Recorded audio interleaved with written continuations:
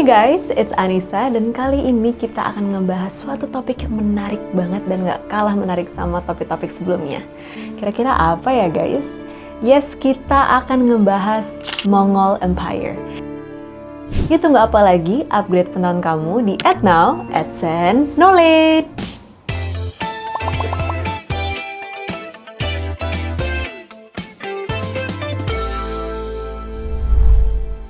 Pada puncak kejayaannya, kerajaan Inggris memiliki kekuasaan atas sekitar 13 juta mil persegi di seluruh dunia.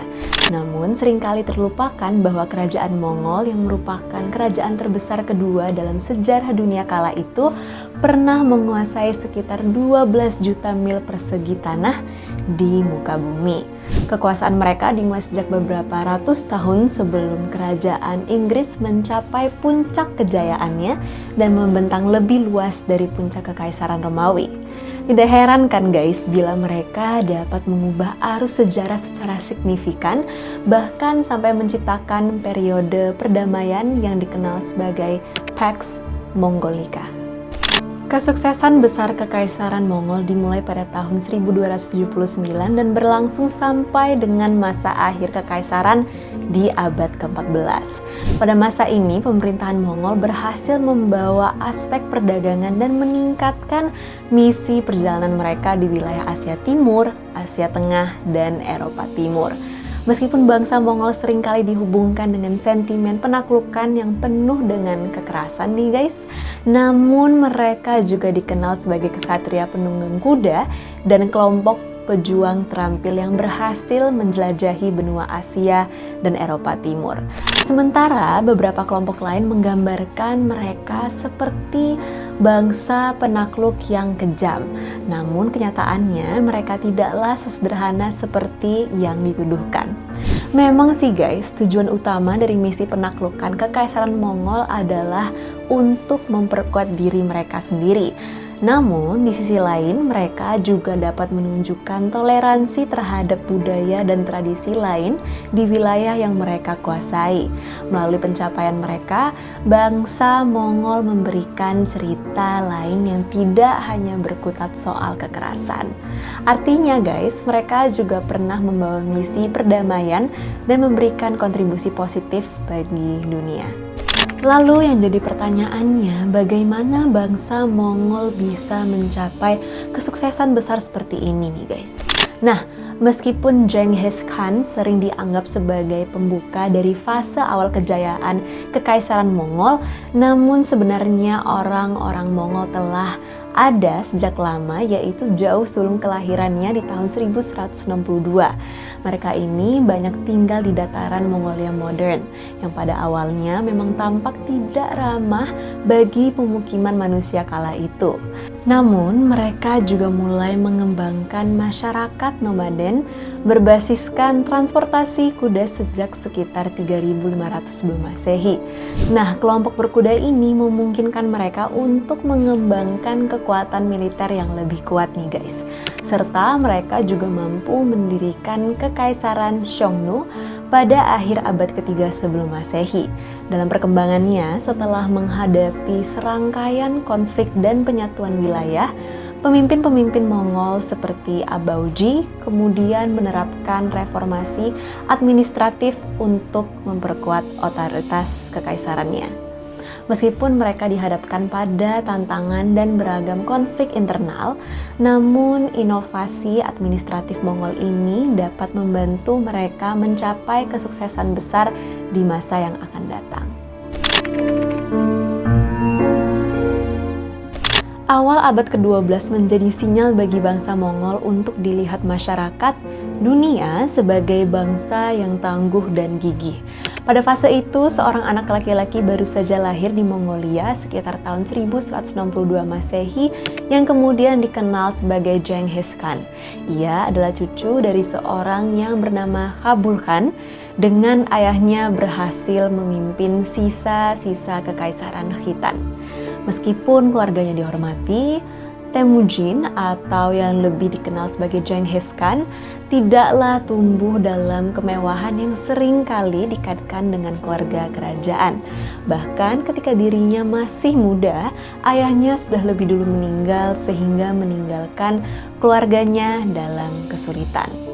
Keluarga Khan juga mampu menghadapi kelaparan dan serangan dari klan lain hingga memaksakan mereka untuk belajar tentang pentingnya bagaimana menggunakan karisma personal dalam mendapatkan sekutu yang tepat bagi kesuksesan dan kelangsungan hidup kerajaan.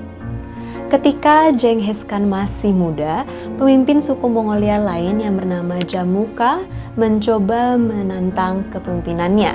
Namun menariknya guys, hal ini justru semakin membuat Genghis Khan menjadi sosok yang lebih karismatik dan dapat dipercaya. Hal ini tentunya membantu Genghis Khan mendapatkan lebih banyak dukungan dari orang-orang di klannya untuk memimpinnya ke arah yang lebih baik. Dia juga memiliki pemikiran strategis dalam berperang dan menyadari bahwa dinasti Jin di Tiongkok dapat mempertahankan kekuasaannya di Mongolia melalui upaya perselisihan antara suku Mongol itu sendiri. Nah guys, untuk mengakhiri siklus perang ini, Genghis Khan lalu mengubah strategi militernya.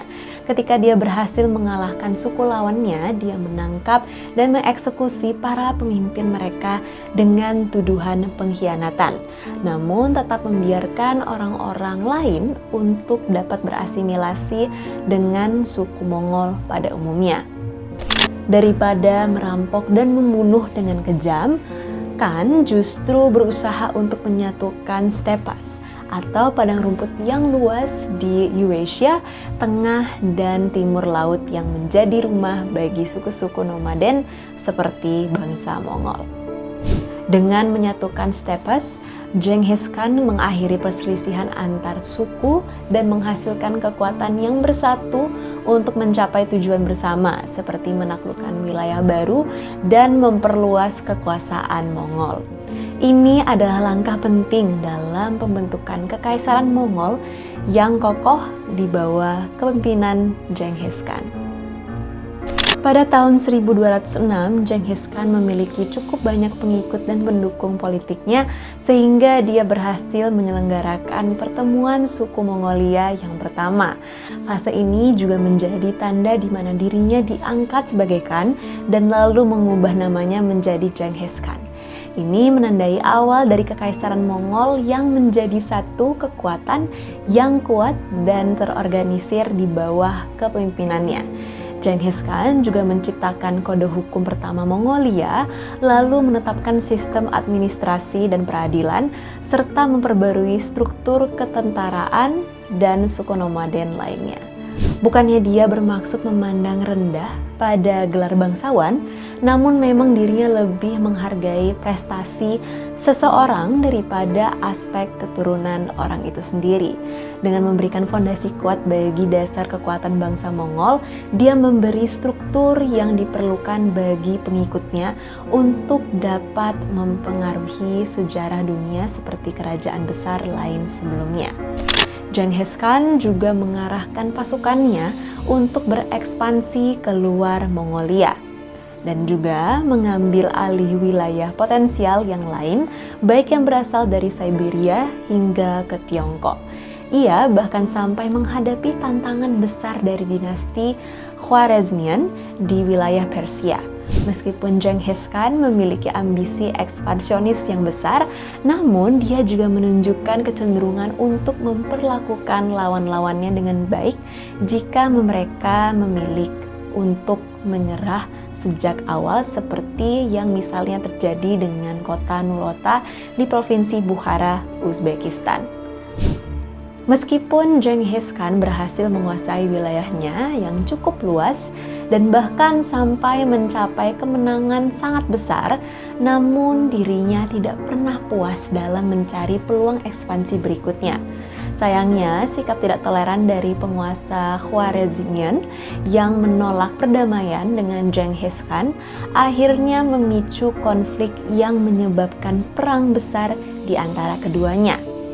Serangan Mongol terhadap Khwarezmian pun dimulai pada tahun 1219 dengan Genghis Khan tetap memimpin pasukannya seperti biasa meskipun kala itu usianya sudah mencapai hampir 60 tahun.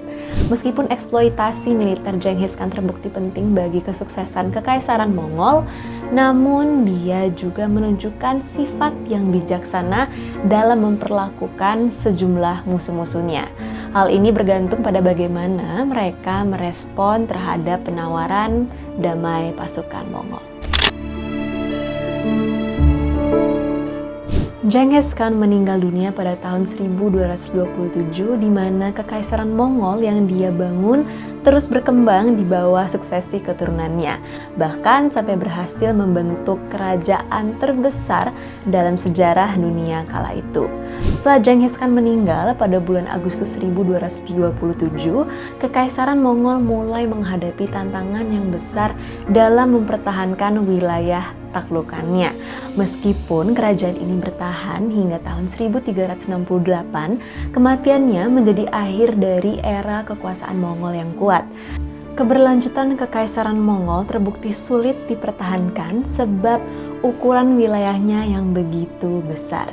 Pada akhirnya kerajaan ini runtuh dikarenakan oleh konflik internal antar pemimpin Mongol yang saling bersaing kala itu.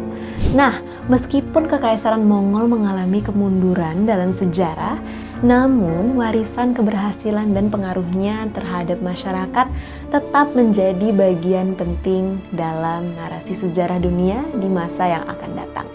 Nah, gimana Sobat AdSense? Seru banget kan ceritanya? Jangan lupa untuk follow semua media sosial adsense.id. Sampai jumpa di tema menarik di episode berikutnya. Salam pintar!